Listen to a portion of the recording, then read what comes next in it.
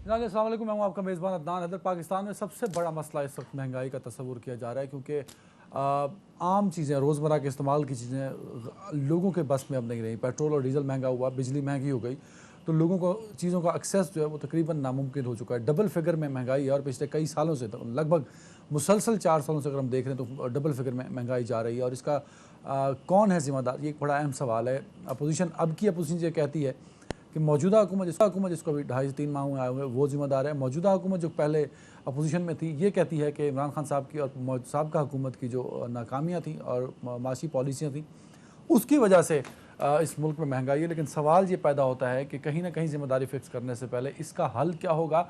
हल की जानिब कोई भी नहीं बढ़ रहा। आप आए रोज़, शायद अब कोई दिन ऐसा नहीं है अखबारों में और टेलीविज़न स्क्रीन्स पर जहां आप महंगाई के बढ़ने की खबरें ना सुनते हो या पढ़ते हो। क्योंकि एक दिन पेट्रोल और डीज़ल महंगा होता है तो अगले दिन बिजली की कीमतें बढ़ा दी जाती हैं, फिर तेल और घी की कीमतें बढ़ा दी जाती हैं, रोज़मर्रा की अशिया की जो चीज़ इस्तेमाल की चीज़ होती है उनकी कीमतें बढ़ा दी जाती हैं। तो महंगाई एक बहुत बड़ा चैलेंज है। इमरान खान साहब जब वज़ीर-ए-आज़म पाकिस्तान थे तब भी महंगाई एक बहुत बड़ा चैलेंज था, और उस वक्त की अपोजिशन, खासतौर पर पाकिस्तान मुस्लिम लीग नून जो है, वो इमरान खान साहब पर बहुत तनकीद करती थी। मरीम नवाज़ साहिबा ने एक मार्च किया था इमरान खान साहब के खिलाफ, वो महंगाई मुकाओ मार्च था। अब इमरान खान साहब, क्योंकि इमरान खान साहब को वज़ीर-ए-आज़म के ओहदे से हटा दिया गया और नून लीग खुद वज़ारत उज़्मा की सीट पर आ गई, तो अब इमरान खान साहब मौजूदा हुकूमत के ख़िलाफ़, महंगाई के ख़िलाफ़ कल एक मार्च करने लगे हैं। तो सवाल ये पैदा होता है कि वो भी मार्च करते थे महंगाई के ख़िलाफ़, ये भी मार्च करते हैं महंगाई के ख़िलाफ़। अगर सारे सियासतदान और उनका फोकस जो है वो सिर्फ मार्च पर रहेगा तो अवाम को रिलीफ कैसे मिलेगा, ये एक बहुत बड़ा सवाल है। और इस पर ज़रूर डिबेट भी होनी चाहिए, लेकिन इसके हल की बात भी होनी चाहिए। और हल तभी होगा जब तमाम लोग मिलकर इस पर काम करेंगे। तो इस पर ज़रा बात करेंगे। और साथ ही ग्रे लिस्ट से निकलने का अमल शुरू हो चुका है, कल भी हमने इस पर बात की थी। अक्टूबर में अगला FATF का सेशन होगा, क्या हम ग्रे लिस्ट से निकाल दिए जाएंगे? क्योंकि जो पॉइंट्स दिए थे FATF ने, उस पर हमने भरपूर तरीके से अमल दरामद कर दिया। कल के एलामी ने यह वाज़े कर दिया कि पाकिस्तान ने तमाम इकदाम किए हैं अप टू द मार्क, तो अब पाकिस्तान को ग्रे लिस्ट से निकाल दिया जाएगा। अब एक तरफ तो ये सारा क्रेडिट साबका हुकूमत दे रही है, और दूसरी तरफ मौजूदा हुकूमत भी क्लेम कर रही है कि FATF से निकलने का जो प्रोसेस शुरू हुआ है और FATF ने जो इत्मीनान का इजहार किया है वो इनकी काविशों की वजह से है। लेकिन सवाल ये पैदा होता है कि FATF के मुतालबात में से एक बड़ा मुतालबा मनी लॉन्ड्रिंग के हवाले से था, और पाकिस्तान के अंदर कानून साजी करनी थी। वो करप्शन को रोकने के लिए थी, वो टेरर फाइनेंसिंग से रिलेटेड थी, मनी लॉन्ड्रिंग से रिलेटेड थी, जो कि हुई। और ये कानून साजी हुई उस वक्त की हुकूमत में जब इमरान खान साहब वज़ीर आज़म थे और पाकिस्तान तहरीक इंसाफ की हुकूमत थी। तब जब कानून साजी हो रही थी तो फ्लोर के अंदर उस वक्त की अपोजिशन और मौजूदा हुकूमत ने बायकॉट करते हुए वॉकआउट कर दिया था, तो उस कानून साजी का हिस्सा नहीं बने थे, जिसकी वजह से हम आज FATF की ग्रे लिस्ट से निकलने के प्रोसेस में आ चुके हैं। तो ज़रा इसमें भी हम बात करेंगे कि अच्छाई का क्रेडिट लेने के लिए हर कोई तैयार होता है। FATF की जब कानून साजी हो रही थी तो तब अब की मौजूदा हुकूमत और तब की अपोजिशन ने मुखालफत क्यों की थी, और महंगाई के हवाले से क्या पॉलिसी होगी, इस पर बात करेंगे हमारे पैनल के साथ। लेकिन उससे पहले ज़रा हम चलते हैं एक ब्रेक पे। ब्रेक के बाद इन दोनों टॉपिक से बात करेंगे।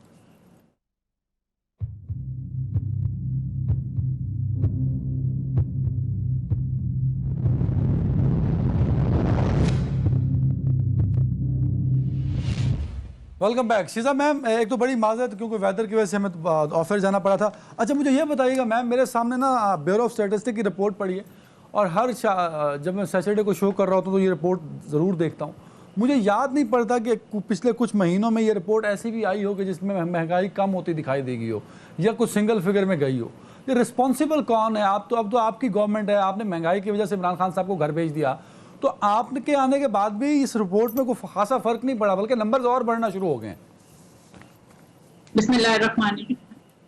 मैं भी आपने ये रिपोर्ट जो है वीकली मैं इसको देखती हूँ और मॉनिटर भी करती हूँ।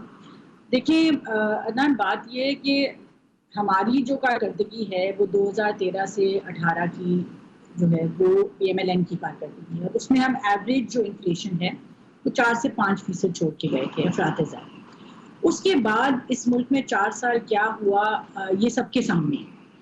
अब उसके अंदर नाअहली थी और करप्शन थी, जो कि दो मेन कॉजेज थे जिसकी वजह से पाकिस्तान की इकॉनमी डाउनवर्ड स्पाइरल में गई।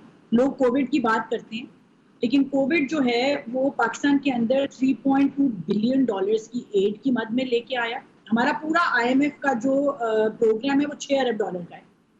और कोविड की मद में सिर्फ $3 अरब पाकिस्तान को फायदा हुआ। उसके अलावा जो जो ट्रैवल बैन्स थे उसकी वजह से तो जितना नहीं हुआ फायदा ना, हुआ, वो तो लिंक्ड विद कोविड था। कोविड की पॉलिसीज, कोविड की एसओपीज, कोविड की वैक्सीन, कोविड के बेड्स, कोविड के वेंटिलेटर, कोविड के हॉस्पिटलाइज। उसके अंदर उसमें से कुछ तो जो इन काइंड आए थे वो तो ठीक है, मगर जो मेरे पास नेशनल असेंबली में हुकूमत का दिया गया जवाब है कि कोविड के लिए जो इन कैश पैसे आए थे वो उसमें से सिफर जो है वो कोविड के ऊपर खर्च हुआ था, और 12,000 अरब की तो खुर्द-बुर्द भी ऑडिटर जनरल की रिपोर्ट में है। बहरहाल कोविड मकसद नहीं था, मकसद ये था कि इसको बहाना बनाया जाता है, लेकिन बाकी मुल्कों में जरूर हुआ। अब मैं यहाँ पे पीटीआई को क्रेडिट भी दूंगी कि उन्होंने क्योंकि कोविड को बेहतर हैंडल किया, उसकी वजह से हमारी एक्सपोर्ट भी बढ़ी। जो ऑर्डर्स बांग्लादेश, चाइना, इंडिया में कैंसिल हुए वो पाकिस्तान को भी मिले, तो ओवरऑल लेकिन इकोनॉमी को जो है वो फायदा पहुंचा। लेकिन पाकिस्तान चीनी और जो गंदम है उसका बरामद करता था, और अब हम इंपोर्टिंग कंट्री बन गए क्योंकि हमारी पॉलिसीज ठीक नहीं थी। महंगाई चाहे वो अपनी ये दवाइयों से लेके शाय खुर्दो नोश से लेके, आपको पता है कि एवरेज इन्फ्लेशन जो है वो हम स्पेशली जो फूड इन्फ्लेशन है, खाने शाय खुर्दो नोश में है, वो हम डबल फिगर्स में देखते रहे। अब ये 4 साल के बाद जब हमें हुकूमत मिली है और इसके अंदर इनकी टेल एंड पे गवर्नमेंट के जब यूक्रेन की वॉर इनिशिएट हुई है, बिल्कुल जो ब्रेंट क्रूड है वो इंटरनेशनली महंगा हुआ। उसके बाद उसकी वजह से सारी चीजें जो हैं, जब तेल की कीमत बढ़ती है तो पाकिस्तान में क्योंकि हम तेल की बुनियाद के ऊपर ये बिजली भी बनाते हैं, हमारा एक बहुत बड़ा इंपोर्ट बिल है ऑयल का, उसकी वजह से हमें ओवरऑल जो है हमारी इन्फ्लेशन के ऊपर इफेक्ट आता है। तो बहुत ज्यादा चीजें हैं जिसकी वजह से इस वक्त मुल्क के अंदर महंगाई है, लेकिन हमें इस चीज का एहसास वेरी राइट। आपके आने से बेहतरी क्या हुई? आपके आने से बेहतरी का पॉइंट इज दिस, हमें इस चीज का एहसास है कि जो गरीब आवाम है इस वक्त पाकिस्तान की, वो इसको बर्दाश्त करने की कुव्वत भी नहीं रखती। मजीद हमारे आने से देखें पॉलिसी में क्या बेहतरी हुई। हमने सबसे पहले तो जो इमरान खान साहब को क्योंकि पता था कि हम जा रहे हैं, तो वो जो लैंडमाइंस लगा के गए थे कि पेट्रोल की सब्सिडी जो है वो 40 रुपए कम कर गए थे पेट्रोल की कीमत, वो हमने सबसे पहले तो उनको जो है वो सब्सिडीज खत्म करके, और वो मुश्किल फैसले किए हैं जो हमें सियासी तौर पे नुकसान पहुंचाएंगे। लोग हमारे खिलाफ बात करेंगे, लेकिन पाकिस्तान की सालमियत और मौशी इस्तेकाम के लिए जरूरी थे। अब इसमें हमने बेहतर क्या किया, वो ये किया कि पहले वो सब्सिडी जो पूरे पाकिस्तान के अमीर गरीब को मिलती थी, और अमीर को बल्कि ज्यादा मिलती थी, वो सब्सिडी हमने सिर्फ गरीब के लिए रखी। हमने पेट्रोल के ऊपर से ब्लैंकेट सब्सिडी खत्म की, लेकिन पाकिस्तान की 8 करोड़ अवाम को पेट्रोल की मद में कैश ट्रांसफर दिए जाएंगे, जो कि सबसे ज्यादा मुस्तहिक अवाम है। इससे ये हुआ कि जो बंदा लैंड क्रूजर में 12,000 की 15,000 की टंकी भरवाता है, उसको पहले जो है वो 4,000 की सब्सिडी मिल रही थी, और जो मोटरसाइकिल में बेचारा 500 की टंकी भरवाता है उसको 5 रुपए की सब्सिडी मिलती थी। तो ये सब्सिडी हमने जो है इंश्योर किया है कि गरीब आवाम जो है, अब आप टैक्सेशन भी देखें तो प्रोग्रेसिव टैक्सेशन होगी। हमने 12 लाख लगारी साहब क्या आपको लगता है कि मौजूदा हुकूमत के आने से अवामी मसाइल हल हुए हैं? क्योंकि हम सारे कहते थे कि इमरान खान साहब की पॉलिसी नाकाम, इमरान खान साहब माशी तौर पे नाकाम, इमरान खान साहब गवर्नेंस के तौर पे, हमने तो उनको नाकाम कह के घर भेज दिया। जो नई हुकूमत आई है सर, वो किस हद तक कामयाब है आपकी नज़र में? असल में इनको तो नाकामियों को तसलसल भी तो रखना था ना, क्योंकि नाकामियों से ये आए थे तो फौरी तौर पर यू टर्न तो नहीं हो सकता था। वो तो इमरान खान के लिए मुमकिन था यू टर्न लेना, इनके लिए ये नहीं था कि जिस तरह से चीजें जा रही हैं, और पाकिस्तान तो नीचे की तरफ लुढ़कता हुआ जा रहा है, और उसको अगर इन्होंने रोका है, ब्रेक लगाई है, उसको अगर रोक पाए हैं, तो पहली बात तो ये समझनी चाहिए कि जी मईशत जो बिल्कुल जिसके बारे में उनके अपने एफबीआर के जो चेयरमैन हुआ करते थे शब्बर जैदी साहब ने कि जी पाकिस्तान डिफॉल्ट कर चुका है। अगर पाकिस्तान इस वक्त डिफॉल्ट से बच गया है, ये पहली रेमेडी है, हम समझते हैं अगर डिफॉल्ट होता। दूसरी बात यह है कि हमारे पास प्लानिंग नहीं है, इसलिए कि हम वेलफेयर स्टेट नहीं है, हम सिक्योरिटी स्टेट है। हमारी तरजीहात भी उसी तरह की होती हैं। हमारी तरजीहात ये नहीं होती हैं कि हमने मास्टर्स को, लोगों को, आम आदमी को, एक गरीब किसान को, गरीब हारी को, गरीब मजदूर को डिलीवर करना है, हमने उसको डिलीवर ही नहीं करना है। वो अपनी जाने, हमने उसकी जो बेस थी, पाकिस्तान की जो बेस थी कि एग्रीरियन बेस थी ना, तो हमने उसकी एग्रीकल्चर को भी फना कर दिया। हमने उसमें इंडस्ट्री का इंटरेस्ट लिया है कि जी शुगर मिलें लगाओ, ये फुला, ये चीजें पाकिस्तान में नहीं होती थी। पाकिस्तान कार्टन पैदा करता था, पाकिस्तान कार्टन एक्सपोर्ट कारपोरेशन था, पाकिस्तान लगाई साहब देसी जबान में, सर देसी जबान में एक वोटर कहता है कि इमरान खान को वजारत उज़्मा से कुर्सी से हटा दिया कि मुल्क में माशी हालात बदतर हो चुके हैं। अब उस वोटर को क्या जवाब दिया जाएगा कि भाई हमने जो नई हुकूमत आई है उसने ये फायदा दिया तुम्हें जो इमरान खान नहीं दे रहा था? सर सादा लफ्जों में बताइए सर। मेरी बात तो यह है कि मैं वोटर के पास जा नहीं रहा हूँ, मैं वोटर हूँ, मैं खुद मुतासर हूँ, और सूरत हाल से जो फरीक मुतासर हुआ है उसमें मैं भी शामिल हूँ। और इसका जवाब बहरहाल उन लोगों ने देना है जिन्होंने सारी सूरत हाल में मुल्क को संभालने की बात की है। असल बात तो सब जानते हैं, हम नहीं करते। मैं बताऊं, मैं आपको 15 साल पहले मैं जब ईरान गया था तो मैंने क्या देखा था, जो ऑयल प्रोड्यूसिंग कंट्री है भाई, आप उसका आपके हाथ थोड़ा सा तेल आ जाता है तो आपके लोग जो हैं इतना बड़ा बिजनेस कर रहे होते हैं। तेहरान शहर में 3 रुपए तीन लीटर एक गाड़ी के लिए कोटा मुकर्रर है। उस वक्त भी था, अब भी है। कोई गाड़ी 3 लीटर से ज्यादा नहीं ले सकती, और लोगों को मजबूरन पब्लिक स्पोर्ट इस्तेमाल करनी पड़ती है। साइकिल इस्तेमाल करें, पैदल जाएं, आप बसों में जाएं, कैसे भी जाएं, अपने दफ्तरों में जाएं, आपको 3 लीटर से ज्यादा नहीं मिलेगा पेट्रोल। उस वक्त वो राशनिंग कर रहे थे, अब भी राशनिंग कर रहे हैं। और हम अयाश ऐसे हैं कि हमारे मालूम होता है कि 6 दिन का तेल भी नहीं है, फिर भी हम टैंकियां फुल करा रहे होते हैं। सारे के सारे लोग जो हैं इसमें लगे होते हैं कि भाई सर ये तो पूरा चेंज करना पड़ेगा। बिल्कुल सही। Andleeb ma'am welcome in show. Andleeb ma'am ये बताइएगा कि इनका मानना ये है कि जब इनसे पूछा जाता है कि इमरान खान साहब को इसलिए हटा दिया गया कि महंगाई बहुत थी, अवाम तंग थे, तो खान साहब को हटा के ये लोग आए, तो वो कहते हैं मुल्क डिफॉल्ट कर चुका था। और ये बात आपके लगाए FBR के चेयरमैन शब्बर ज़ादी साहब क्लेम करते हैं। तो एक तो हमने मुल्क को डिफॉल्ट से बचाया, और जो सब्सिडी आप दे रहे थे पेट्रोल और डीजल पे, अवाम का पैसा सब्सिडी दी जा रही थी गरीब अमीर लोगों को, वो ख़त्म कर दी। तो हमारे हालात महंगाई के हिसाब से बेहतरी की तरफ जा रहे हैं। तो आप क्या कहेंगे इस पे? सबसे पहली बात यह कि मुल्क तो डिफ़ॉल्ट 2 महीने में आप देखें क्या हुआ। हम छोड़ के गए 2 साल की 5% प्लस ग्रोथ पे, ठीक है जी। ये कभी भी पाकिस्तान की हिस्ट्री में नहीं हुआ कि सस्टेनेबल 2% 2 दफ़ा 5% से ज़्यादा ग्रोथ हो, और वो भी कोरोना के ज़माने में जहाँ सारी दुनिया में आपको पता है कि इकॉनमीज टंबल की हैं। आपके इर्द गिर्द जितनी इकॉनमीज थी, ईरान, आपके इर्द गिर्द इंडिया, सब टंबल की, US तक टंबल किया, EU टंबल किया। हमारे ऊपर सारी दुनिया ने कहा केस स्टडी है। और आपके ये वाले जो गवर्नर हैं स्टेट बैंक के, जो कि PMLN ने लगाए हैं, हमने नहीं लगाए, उन्होंने कहा कि बेहतरीन मईशत थी कोरोना के दरमियान में और पाकिस्तान को सराहा गया सारी दुनिया में। उसके अलावा मिफ्ता इस्माइल ने एक पाकिस्तान इकोनॉमिक सर्वे पेश किया पिछले साल का, साइन बाय मिफ्ता इस्माइल, और उसमें उसने कहा कि जितने हमारे टारगेट्स थे हमने उसको एक्सीड किया, एग्रीकल्चरल टारगेट को एक्सीड किया। आपकी जो ग्रोथ थी, इंडस्ट्रियल ग्रोथ थी, वो 10% थी। आपकी जो एक्सपोर्ट्स की ग्रोथ थी वो 28% थी। आपकी जो फिजिकल डेफिसिट थी उन्होंने कहा कि वो 4% GDP की थी। और जो आपके रेवेन्यूज थे वो 11 बिलियन हो गए 9 बिलियन की बजाय। और आपका जो पर कैपिटा इनकम थी, ये मिफ्ता इस्माइल कह रहे हैं कि 1768 से 1798 हो गई। और उन्होंने यही कहा कि आपका लार्ज स्केल मैन्युफैक्चरिंग 5.8% थी 2018 में, और ये बढ़ के 14.9% हो गई। उसी तरह वीट प्रोडक्शन आपकी 25.2 मिलियन टन थी, 26.4 मिलियन टन हो गई। उन्होंने कहा सबसे बड़ा जो आप कहते थे कि लोड शेडिंग और एक इन्होंने मेगावाट नहीं प्रोड्यूस किया, अब देखिए लोड शेडिंग के अलावा कोई आपको हल नहीं है।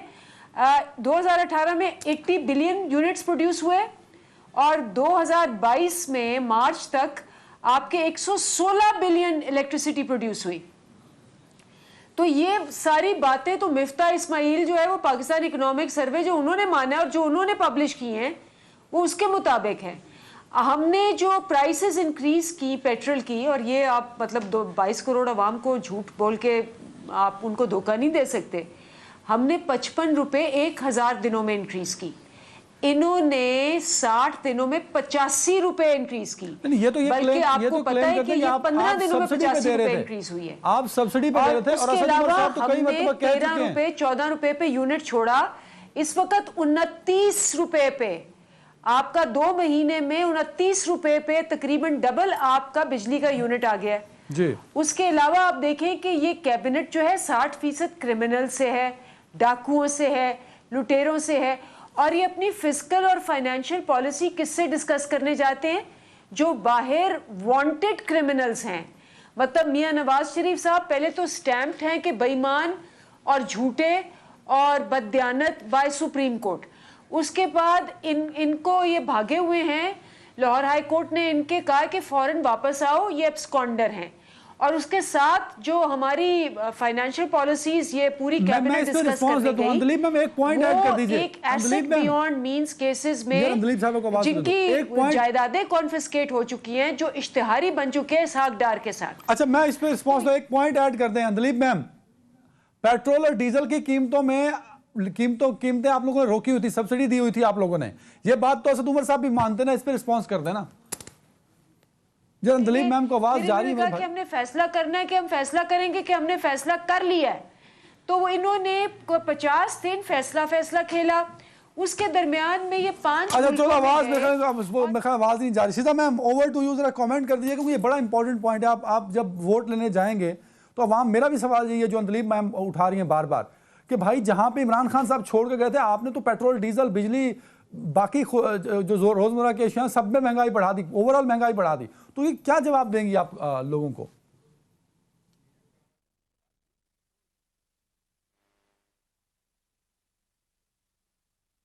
देखिए, सबसे पहले तो मैडम अंदलीब ने काफी बातें की हैं, एंड आई रिस्पेक्ट हर, इनकी बेटी मेरी दोस्त भी है। मैं उस जुबान में जवाब नहीं दूंगी जो इन्होंने हमारी लीडरशिप के खिलाफ बात की है। मैं एक वजाहत करना जरूर चाहूंगी कि नवाज शरीफ को पैसे अपने बेटे से तनख्वाह ना लेने पे निकाला गया था, और वो जो एसेट होता है उसकी डेफिनेशन में रिसीवेबल एसेट जो है वो एसेट होता भी नहीं, रिसीवेबल इनकम एसेट नहीं होती। और उसका सबूत ये है कि इनकी हुकूमत जब नैब रिफॉर्म लाई तो वहां पे उन्होंने कोशिश की कि ये एसेट की डेफिनेशन, नवाज शरीफ के वर्डिक्ट के बाद की मैं बात कर रही हूँ, एसेट की डेफिनेशन में ये रिसीवेबल इनकम लेके आए। तो जिन बेसिस पे, जिन बुनियादों पे नवाज शरीफ को कन्विक्ट किया गया वो दुनिया के सामने है। जुडिशल एक्टिविज्म से किस तरह उनको जो है वो डीसीट किया गया एक मुंतखब वज़ीर आज़म को। और जहां तक मरीम नवाज की बात है, तो कल की अखबार में भी आया है कि जो वो रेडली साहब थे जो कैलिब्री फॉन्ट बनाने वाले हैं, उन्होंने कोर्ट के अंदर, ये इनकी प्रोसिक्यूशन ने ये बयान दिया है कि उन्होंने कोर्ट के अंदर कहा है कि कैलिब्री फॉन्ट तब एग्जिस्ट करता था। उनका वर्डिक्ट जो है इस वक्त सस्पेंडेड है। जो उनके जज जिसने दिया था वो वर्डिक्ट, अल्लाह ताला उनको जन्नत नसीब करे, वो उस केस के अंदर उनको भी जो है वो डीसीट किया गया।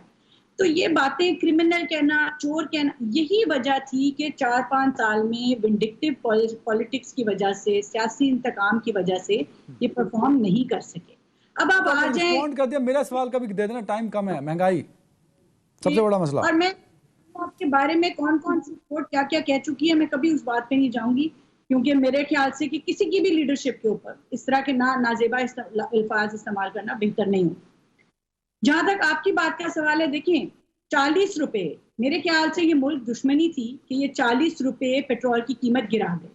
ये भी जानते थे कि पाकिस्तान ये सस्टेन नहीं कर सकता, ये भी जानते थे कि ये इनकी जो पॉलिसी है इससे पाकिस्तान की मईशत को नुकसान होगा। जब ये गए थे तो सब्सिडी की मद में पाकिस्तान 1 महीने के अंदर 125 अरब रुपया जो है वो शीजा मैम, अल्लाह करता मेरी टीम इतनी, एहसन साहब इतने एक्टिव होते कि मैं आपको वो दिखा सकता। मिफ्ता इस्माइल और शाहिद खान अब्बासी प्रेस कॉन्फ्रेंस कर रहे हैं जब इन्होंने 5 रुपए 6 रुपए पेट्रोल बढ़ाया था, आपने कहा मुल्क के ऊपर अजाब नाजिल कर दिया, महंगाई से कमर तोड़ दी। मतलब आप एक हफ्ता पहले हुकूमत में आने से पहले ये इमरान खान पे इल्जाम लगा रहे थे, आज आप कह रहे हैं कि वो 40 रुपए सब्सिडी दे रहे थे। मतलब मैं किस बात को मानूं, उस प्रेस कॉन्फ्रेंस को या आज की बात को? जवाब देंगे। देखिए, मैं जाती तौर, मैं आपको अपना जाती बयान दे सकती हूँ कि मैं जाती तौर पे, क्योंकि हमारी जो पेट्रोल की कीमत है, देखें फर्क क्या है दोनों चीजों के अंदर? मेन फर्क ये है कि कोई पीएलडी और सेल्स टैक्स, ये दो चीजें हैं जो गवर्नमेंट एग्जेम्प्ट कर सकती है। उसके अलावा जो इंटरनेशनल पेट्रोल की कीमत होती है वो पाकिस्तान ने देनी होती है, उसके ऊपर जितनी सब्सिडी देते हैं हम अपनी इसको कंप्रिहेंसिव करते हैं ताकि आगे बढ़ें।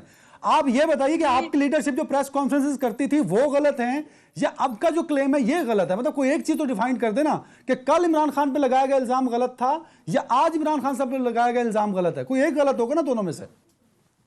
देखिए, मैं पेट्रोल की मुझे जो ब्रेकडाउन है वो तब का नहीं पता, बट इफ इट वाज, अगर वो पीएलडी की मद में और सेल्स टैक्स की मद में बढ़ाया जा रहा था तो नहीं बढ़ाना चाहिए था, बिल्कुल नहीं। और मैं आपको वही बता रही थी मंदीप साहिबा के ज्वाइन करने से पहले कि इनकी पॉलिसी और हमारी पॉलिसी में फर्क ये था कि हमारी सब्सिडी गरीब को टारगेट कर रही है। हम कैश ट्रांसफर कर रहे हैं 8 करोड़ लोगों को जो असल में रिक्शे में पेट्रोल डलाते हैं, बाइक्स में डलाते हैं, जो अफोर्ड नहीं कर सकते।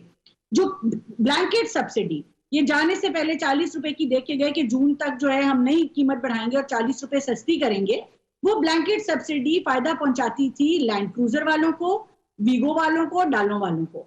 ये 2000 दे रही है उसमें तो 8 लीटर तेल आना है, 8 लीटर में कितना रिक्शा चल जाएगा मैम?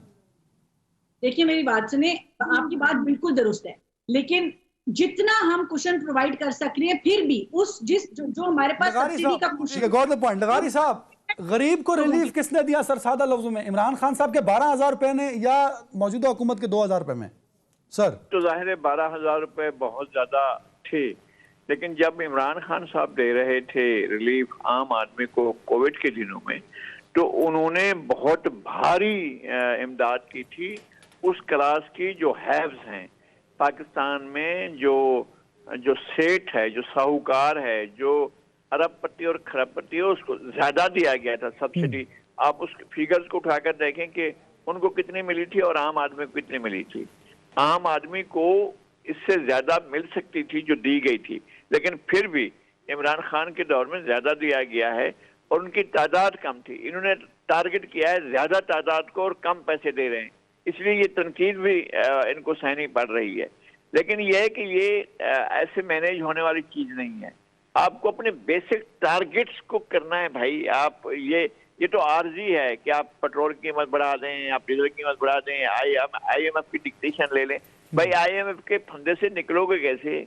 आप अपनी चीजों पर तवज्जो क्यों नहीं दे रहे हैं? आप एक एग्रेरियन सोसाइटी हैं, आप अपने एग्रीकल्चर के अंदर क्यों नहीं तवज्जो दे रहे हैं कि इसको इतना पोटेंशियल बनाएं कि आपको बाहर से कुछ ना मंगाना पड़े। पहली बात, आप इम्पोर्ट्स ना करनी पड़े अनाज की। आप गंदम मंगवाते हैं, सऊदी अरब गंदम एक्सपोर्ट करता है जहां दरिया नहीं है, जहां पानी नहीं है, जहां कुछ भी नहीं, वो एक्सपोर्ट कर रहा है। और जहां आपके पास दरिया है, अयाशी ये भी कि आपने दरिया बेच दिए अपने, लेकिन उसके बावजूद आपके पास दरिया होने के बावजूद आपका इरिगेशन सिस्टम आपका सारा पानी पी जाता है और आप नहीं आगे जा रहे हैं। आप नॉन इश्यूज को इश्यूज बता रहे हैं। ब्रेक पे जा रहा हूं लगारी साहब। ब्रेक के बाद इमरान खान साहब कल का जो एहतजाज है वो महंगाई के हवाले से, जरा उसमें बात करेंगे कि इमरान खान साहब आप महंगाई को लेके इस हुकूमत को टफ टाइम देंगे या 25 मई की तरह बैकफुट पर चले जाएंगे? ब्रेक के बाद वेलकम मैम। अंदलीब मैम, क्योंकि टाइम कम है मेरे पास, जरा दो चीज़ें आपके लिए। एक तो इमरान खान साहब कल महंगाई को लेकर मार्च कर रहे हैं, तो क्या कल इमरान खान साहब बताएंगे कि उन्होंने आवाम को क्या दिया था अपने 3.5 साल दौर में जो मौजूदा हुकूमत नहीं दे पा रही? एक और दूसरा, FATF में ग्रीन सिग्नल पाकिस्तान को मिल गया, सब उम्मीद ये कर रहे हैं और कल के एलामे से भी ये पता लग रहा है कि पाकिस्तान को ग्रीन लिस्ट से निकाल दिया जाएगा, अनाउंस कर दिया जाएगा। तो ये क्रेडिट एक्चुअली किसको जाता है? क्योंकि आज फॉरेन मिनिस्टर जो है वो पाकिस्तान पीपल्स पार्टी से है, गवर्नमेंट PMLN की है, PDM की है, तो क्या इनको कुछ क्रेडिट देंगे आप या सारा क्रेडिट पाकिस्तान तहरीक इंसाफ का ही होगा? दो चीज़ें आपके लिए मैम। सबसे पहली बात तो ये है कि बिफ्ता इस्माइल साहब ने जब पाकिस्तान इकनॉमिक सर्वे पेश कर दिया और उसमें मान लिया कि ये सारे फिगर्स जो हम कह रहे थे उससे एक्सीड किया है और एक एक चीज़ वेरीफाई खुद कर दी, तो और इन्हीं के जो अपॉइंट हैं स्टेट बैंक के गवर्नर, उन्होंने कह दिया कि मईशत कोरोना में रिमार्केबल थी, तो फिर इमरान खान साहब क्या कहें? मतलब facts are there to speak, number 1। Number 2, जब इन्होंने आके 1.5 महीना सिर्फ आनिया जानिया की और कहा कि जी फैसला आ रहा है, फैसला कर रहे हैं कि फैसला करेंगे, फैसला कर रहे हैं कि फैसला करके फिर फैसला कर, मतलब आप ये सोचें कि इससे मज़का खेस ये नालायक और फैसले की बात, नाअहल फैसला कहने के कौन सा, काबिल किस नहीं फैसले है। की बात ये करेंगे आप? नकम्मे और नकारे हैं। मुझे बात कंप्लीट कर लेने दें। जी जी। हाँ, अब बड़ी सिंपल सी बात है फैटअप पे। तो देखिए, सबसे पहले तो ये आपके चैनल को अभी बुरा कहेंगे, क्योंकि आपके चैनल ने डायरेक्ट दिखाई थी वो नेशनल असेंबली की इजलास। अभी भी आप बंदे को कहीं में दिखा देगा जहाँ फैटअप के लिए, क्योंकि इन्होंने हमें ग्रे लिस्ट में डाला हुआ था PMLN के ज़माने में, और वो इसीलिए डाला था कि फैटअप बना ही एंटी मनी लॉन्ड्रिंग लॉज के लिए। ये तो खुद दुनिया के सबसे बड़े मनी लॉन्डर्स है, इन्होंने नहीं किया, ग्रे लिस्ट में पाकिस्तान पे धब्बा लगा दिया। उसके बाद हम आए, हम जब आए तो 34 में से 4 चीज़ें सिर्फ पूरी थी, और फैटअप के जो बिल्स थे यानी एंटी मनी लॉन्ड्रिंग के, वो नहीं माने इन्होंने। हम नेशनल असेंबली में पेश किए, इन्होंने वहाँ इनकार कर दिया। हमने जॉइंट सेशन किया क्योंकि हमने इनको मिन्नतें करके बताया कि फैटअप हमें ब्लैक लिस्ट कर देगा ग्रे से। इन्होंने, आपके चैनल ने लाइव दिखाया, इन्होंने वर्कआउट किया, इन्होंने कहा हम नहीं करेंगे जब तक कि नैब को आप बिल्कुल बंद ना करते। वो सारी स्टोरी आपने 10 दफा दिखाई है, आपके कैमरे ने उसको किया हुआ है, नेशनल असेंबली के रिकॉर्ड में है कि यही हिना रब्बानी, यही शिजा ख्वाजा, यही सारे उठे, इनकी शक्लें मौजूद हैं आपके कैमरे पे, और इन्होंने फैटअप के बिल्स पे वर्कआउट किया। हमने जॉइंट सेशन बुला के उनको पास करवाया, और आपको पता है कि ये रिपोर्ट कब तक की है जिस पे फैटअप पे हमें मिला है? ये मार्च 2022 की रिपोर्ट है, जिसकी बेसिस पे फैटअप से अब हमें उम्मीद है कि हम अक्टूबर में ग्रे लिस्ट से चले जाएंगे। तो ये तो आपके चैनल को और आप लोगों को अभी झूठा कहेंगी जब कहेंगी कि नहीं, ये इन सबके चेहरे हैं उसके ऊपर। आप जरा अपने रिसर्चर को कहें अभी वो दिखाएं सेशन जिसमें फैटअप के बिल्स पेश हुए, और पहले इन्होंने वॉकआउट किया, हमने जॉइंट सेशन किया और मिन्नतें की कि पाकिस्तान ब्लैक लिस्ट हो जाएगा। बिल्कुल ठीक है। इनको क्या परवाह? मैं रिस्पांस जरा ले लूं सीधा ग्रे लिस्ट पे डाला। मैं सीधा साहबा, इस बात का तो मैं भी गवाह हूं, क्योंकि असेंबली जाना होता है कभी कभी। तो आप लोगों ने वाकई इनकार कर दिया था कि आप इस लेजिस्लेशन का हिस्सा नहीं बनेंगे, जिसकी वजह से आज हम FATF ग्रे लिस्ट से निकलने का एक ग्रीन सिग्नल हमें मिला है। तो इस पर आप क्या कहेंगी? और दूसरा, क्या कहीं क्रेडिट आप पाकिस्तान तहरीक इंसाफ को, हमाद साहब को, शाह महमूद कुरैशी साहब को, इमरान खान साहब को भी देंगे कि सारा क्रेडिट आप लोगों का ही है FATF से निकलना? 2 मिनट दीजिएगा जी। दिलीप साहब मीटिंग्स का हिस्सा नहीं थी, मैं थी। आप इनके किसी सीनियर रहनुमा को बुला लें, परवेज खटक साहब को बुला लें, या किसी इस तरह के बुला लें जो उन मीटिंग्स में बिहाइंड क्लोज डोर्स उन मीटिंग्स का हिस्सा थे। उसके बाद मैं बड़ी साफ आपको बात बता रही हूँ कि उन क्लोज डोर मीटिंग्स के पीछे जो बातें इनकी तरफ से आई थी वो भी हमारे पास रिकॉर्ड पे है। लेकिन हम इस तरह के हमारे में थोड़ी वजादारी है कि हम बाहर आके थोड़ी सैंक्टिटी रखते हैं कॉन्वर्सेशंस की और डिस्कोर्स की। ना मैं रिपीट करूंगी, मैं अंदलीब साहिबा से एक्सपेक्ट भी नहीं करती जिस तरह के वो अल्फाज इस्तेमाल कर रही हैं, और ना मैं करूंगी उनकी प्रेजेंस के अंदर। लेकिन बात ये है कि उस दौरान जो निगोशिएशंस हो रही थी उसमें नैब की बात नहीं आई थी। नैब के ऑर्डिनेंस PTI लेके आई थी फ्लोर ऑफ द हाउस, वो आज भी पड़े हुए हैं। उसके अंदर जो मसाइल थे उसमें अमेंडमेंट की बात आई थी। वो ऑर्डिनेंस PTI के सदर का दिया हुआ ऑर्डिनेंस है। हम इनको ये कह रहे थे कि आप असेंबली के बिल की तरह लेके आए, उसमें बहस कराएं, इसको एज ऑर्डिनेंस ना पास करें। नैब पे ये बात हुई। मैं जाती तौर पे इन नेगोशिएशंस का हिस्सा थी। आज वजीर दिफा ने भी ट्वीट की है कि उसके अंदर उस वक्त, क्योंकि ये इतनी विंडिक्टिव पॉलिटिक्स कर रहे थे, हमने फिर भी नेशनल कॉज को सामने रखते हुए हम फैटअप के बिल के ऊपर, दिलीप साहिबा को शायद नहीं पता क्योंकि वो उन मीटिंग्स का हिस्सा नहीं थी, मैं उन मीटिंग्स का हिस्सा थी, मैंने उनकी अमेंडमेंट्स अपने हाथ से लिखी, ऑन द फ्लोर तो आप लोगों ने उसका बायकॉट किया ना मैम। ऑन द फ्लोर तो you are not on the part of that legislation. इनको कब जॉइंट सेशन बुलाना पड़ा था? हम अपने अमेंडमेंट सारे जमा करवा के, हमें पता था बिल्स पास होने हैं, हमने टोकन प्रोटेस्ट किया था because of what Shah Mahmood Qureshi did, जो उन्होंने हरकत की, फ्लोर ऑफ द हाउस आके झूठ बोला, उसके ऊपर हमने टोकन प्रोटेस्ट किया था और हमें पता था कि ये बिल्स पास होने हैं, नंबर्स पूरे थे। टोकन प्रोटेस्ट डेमोक्रेसी में होता है, हर चीज के ऊपर होता है। फैक्टिव्स की सारी नेगोशिएशंस का पहली बात यह कि हम पार्ट थे, और अगर हम पार्ट ना होते, अगर हम उस वक्त डर्टी प्ले करते और इनके बंदे तोड़ते, जो कि जिस तरह टाइम खत्म हो रहा है। क्रेडिट क्रेडिट क्रेडिट क्रेडिट कुछ जाएगा पीटीआई को, हमाद अजहर साहब को, शाह महमूद साहब को, इमरान खान साहब को? मैं बिल्कुल पैटी नहीं होंगी इन लोगों की तरह, ना मुझे अगेन कोई फजूल अल्फाज इस्तेमाल करने की जरूरत है। जो इनकी कारकर्दगी थी वो थी, हम उससे ना डिनायल में, इनको चाहते हैं हम घड़ा की तमगा बना देते हैं, मगर फाइनेंशियल इश्यूज के साथ जो पॉलिटिकल डिप्लोमेसी थी, इमरान खान जाके बाहर बोलता था इंटरनेशनल ममालिक के अंदर, मेरे मुल्क में तो सब मनी लॉन्ड्रिंग करते हैं, जिस मुल्क का वजीर आजम इस तरह की बेहुदा गुफ्तगू जाके इंटरनेशनल फोरम्स पे करेगा तो वो किस तरह आपको हटाएंगे? जो डिप्लोमेसी थी वो ये नहीं कर सके थे, जिसकी वजह से हम उस ग्रे लिस्ट से बाहर नहीं आ सके थे। पीएमएलएन 2015 में भी फैक्टिव से ग्रे लिस्ट से बाहर निकाला था, और इस दफा भी so no credit with Pakistan तरीके इंसाफ। बिल्कुल ठीक है। लगारी साहब, आपका पॉइंट ऑफ व्यू। लगारी साहब, सर फैक्टिव का क्रेडिट दोनों तरफ से लिया जा रहा है, आपकी नजर में किसको ज्यादा क्रेडिट मिलना चाहिए? क्योंकि कहीं ना कहीं एफर्ट्स तो हैं पाकिस्तान तरीके इंसाफ की भी, ऑफ कोर्स मौजूदा सेटअप की भी होंगी सर इसमें है, और तहरीक इंसाफ का भी इसमें अपना एक किरदार है, लेकिन तहरीक इंसाफ के दौर में जो कुछ होता रहा वो भी एक किरदार है। क्या हुआ था कि एक एंकर जो है वो प्रोग्राम कर रहा था और इसी इशू पर कर रहा था, मनी लॉन्ड्रिंग के इशू पर कर रहा था, और एक केस के बारे में बात कर रहा था, और अरबों रुपए की मनी लॉन्ड्रिंग की बात कर रहा था। बाद में वो करोड़ों में तब्दील हुई, बाद में वो बिल्कुल खत्म हो गई और वो बात नहीं रही, लेकिन दुनिया को मैसेज दिया कि यहाँ पर अरबों रुपए की मनी लॉन्ड्रिंग हो रही है। और फिर उस एंकर को ये कहा गया कि यार प्रोग्राम के दौरान हमारी बात सुनो, एक बड़े अफसर के, एक बड़े दफ्तर की तरफ से कहा गया, एक बड़े हाउस की जानिब से कहा गया कि ये हमारी बात सुनो। तो जाहिर है प्रोग्राम करा था वो तो नहीं सुन सकता था, तो उसके बाद उसको मैसेज किया गया कि ब्रेक ले लो और हमारी बात सुनो। उसने ब्रेक ली और उसको मैसेज किया गया कि ये प्रोग्राम तुमने आज भी किया है, कल भी करना, फिर हम इसके ऊपर एक और काम करेंगे, वो देखना वो क्या होगा।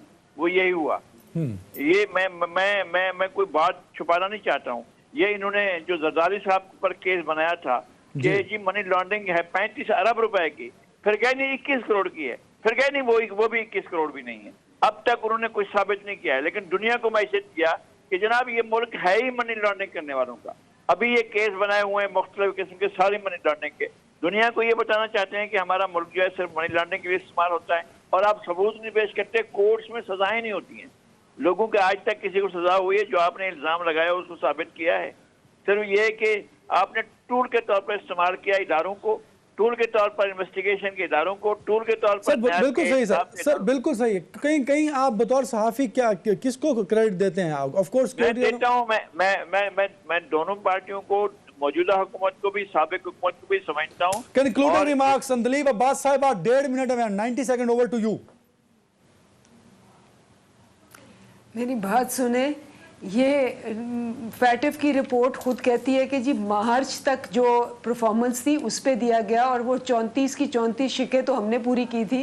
बट एनीवे बेचारे क्या करें। देखें, ये जिस मीटिंग की बात कर रही हैं, मैं तो बात कर रही हूँ नेशनल असेंबली के सेशन की, जिसमें आयस और नो होता है।